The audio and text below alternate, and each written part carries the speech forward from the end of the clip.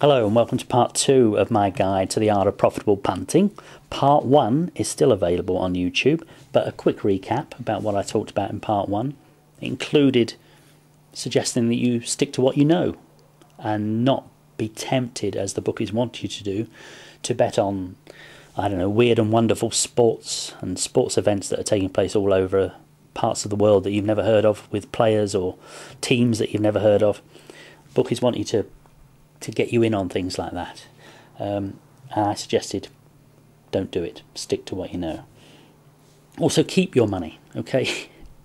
This is your money. If you've made profit on punting, it's your money. It's not the bookies. Why are you giving back? Why are you even thinking about giving it back to the bookie? It's your money. Bank it, okay? If not all, then by far the majority. You've made money on a nice little bet or a day of betting or whatever. Bank it. It's your money. If it stays in your account, that bookie will try and get his grubby little hands on it. He wants you to leave it in the account. He's looking at it. Ha ha! He, she, it's still there. We can get it back off him or her. Don't let them do it. It's your money. Bank it. And I also mentioned in part 1 that there's no shame in playing safe on each way bets at the horses, at the horse racing, even at odds as low as 4 to 1. Okay, don't let the high rollers tell you on the internet or whatever that that's pathetic or weak or this, that and the other. It's all relative. It's your money, okay? You bet on a 4 to 1, depends what they're paying out on, but you pay 4 to 1, 9 to 2, 5 to 1, quarter of the odds, fifth of the odds, whatever, and it comes second, beaten by a nose, your horse gets beaten by a nose, okay? If you bet each way, you're going to get all or the majority of your stake back. Okay, if you bet on it to win, you've lost that. The bookie's got your stake. So certainly when you're starting out and punting, test the water, see what you're good at, discover what works for you, but don't be ashamed to be on each way, even at a relatively small price. It's entirely up to you. Bet on to win if you want. You'll feel great about it. But when it gets beaten by a nose at the post, you won't feel great about it. So my advice, certainly to those starting out punting, for the art of profitable punting, is to play safe. Play safe.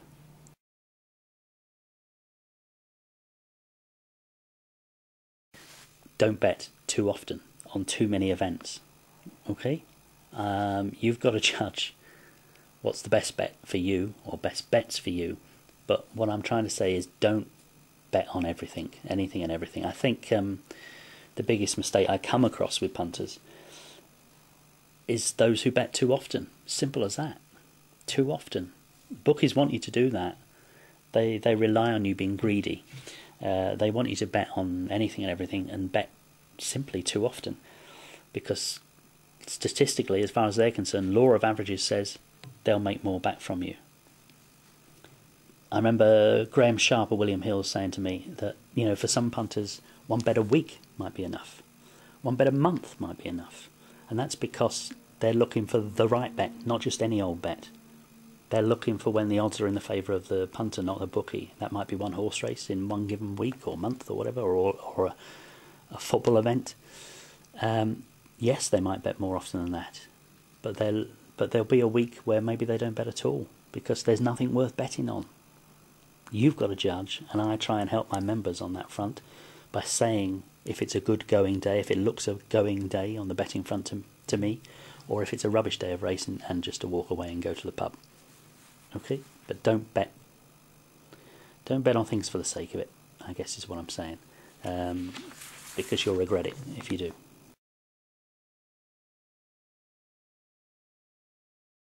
And if I've learned that I have one friend in the world of profitable punting, it is patience. Patience is the punter's best friend, and that's because you've got to wait for the right bet, not just any old bet. And the best bets are those that you don't have to persuade yourself too hard to have, okay? Many a day when I look at a race and I find myself still looking at the same race an hour later, I scrap it, because if it's not clear to me from, you know, early on, within a decent amount of time, what is the right bet, then it's best to don't touch that race at all, because you can study form too much. But trust your gut instinct as well. You know, sometimes the right bet will fly off the page at you. but you must be patient and wait for the right bet. I know it's difficult for some people. You're in an office, perhaps you've got time on your hands, you're bored of your job, you just want to make a quick few bob on the side, and you'll see that something's running in the 230 at wherever, and you don't study the form, you don't look into it much, you just, I don't know, do it for whatever, to alleviate your boredom and for the adrenaline rush. I would suggest you don't do that. I would suggest you wait for the right bet. Now that might be, in terms of my members, that might be what I've highlighted as a nap, or a best bet of the day, or a next best, or it may just be one that flies out of you from the page for whatever reason. You've been on it before, perhaps in the past, and it's done well for you. But be patient, okay? I promise you that patience is our best friend.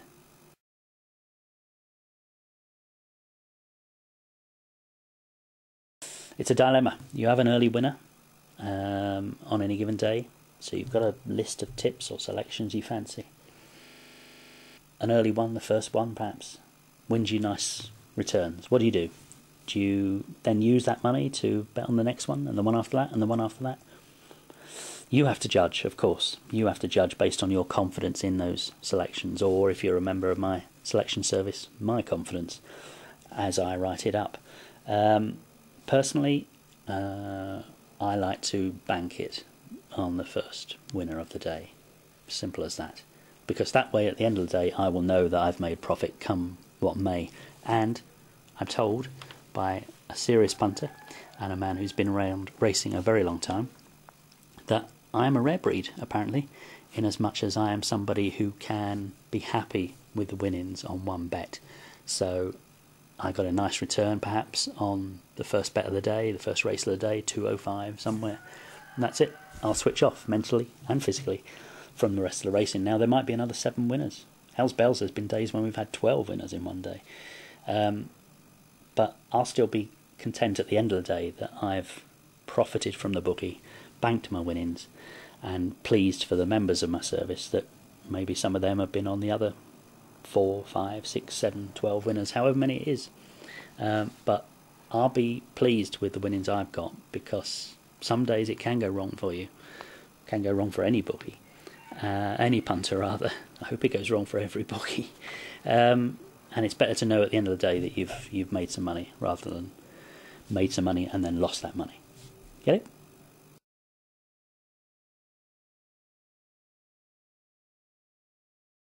Don't beat yourself up over losing a bet. We all lose bets. Whatever you might read on the internet, whatever somebody might tell you on a telephone line or whatever, all punters, new, old, big, small, profitable and not, have losers.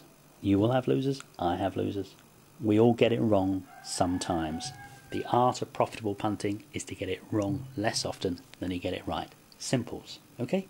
Over a period of time. In my case, I measure myself every year, as I say, so to speak. It's the profit you've made at the end of that given period. Judge yourself on that, not on one bet that goes wrong for all manner of reasons. Blimey, I've had races where, over the jumps, where I've been on 2 horses in the same race, one to win and one each way.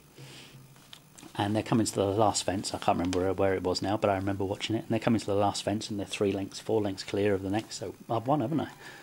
I've won because I'm on the first 2, and they're 4 lengths clear of the third, and the post isn't far away. And I'm on both. How can I lose?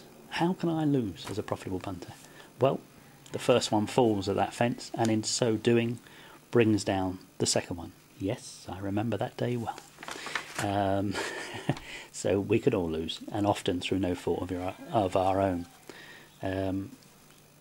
Get it right more often than you get it wrong. That's the art of profitable punting, and don't beat yourself up when you get it wrong. Unless you're very lucky, you're not going to be a millionaire through punting, okay? You might win the Scoop 6, you might be one of those lucky people that really hit it big, but the chances are you will not be. You're looking to make an annual profit, an annual salary, look upon it that way, from punting. It doesn't matter how big it is, it's all relative, okay? You'll be happy if it's, somebody will be happy if it's 50 quid, somebody will be delirious if it's £5,000. You're looking to make an annual income. Be realistic about what you're going to make, and don't think going into it that every day is going to be a good day. You'll have good days and you'll have bad days. You won't be a millionaire, but you will make money from punting. The one way you won't win, you won't become a profitable punter, is to not bet. Okay, that's a promise. So he who dares wins. How often have you said to yourself, I was going to do that bet. I had it lined up. I was going to do it. I thought I was going to do it. And then I persuaded myself not to. I didn't do it. And look, they won. The horse won. The team won. And I didn't do it. That's a worse feeling, in my opinion, than betting on something that does lose. Yeah? Do you agree? I think it is. I think that feeling of should have, could have, would have, as one of my members said to me recently, is worse than having done so and lost. Knowing what you could have won. He who dares wins. If you don't bet, you won't win.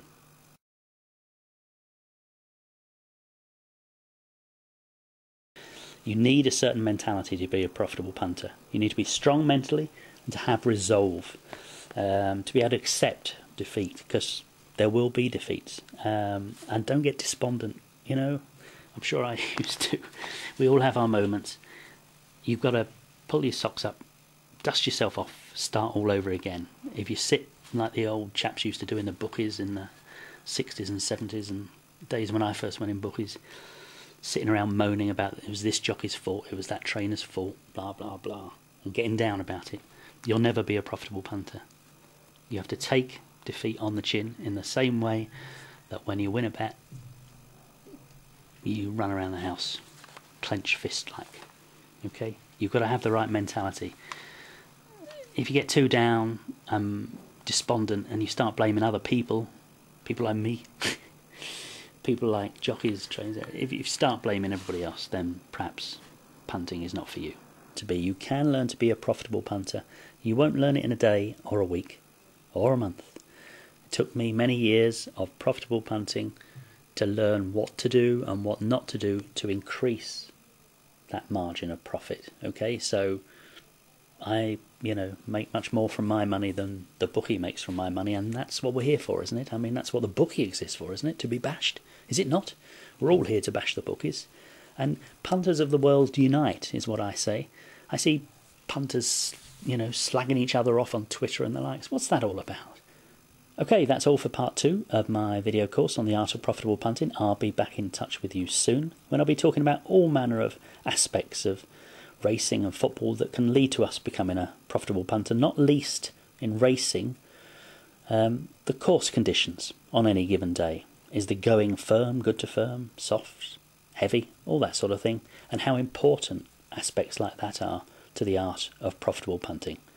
I'll be back with you soon. In the meantime, be lucky.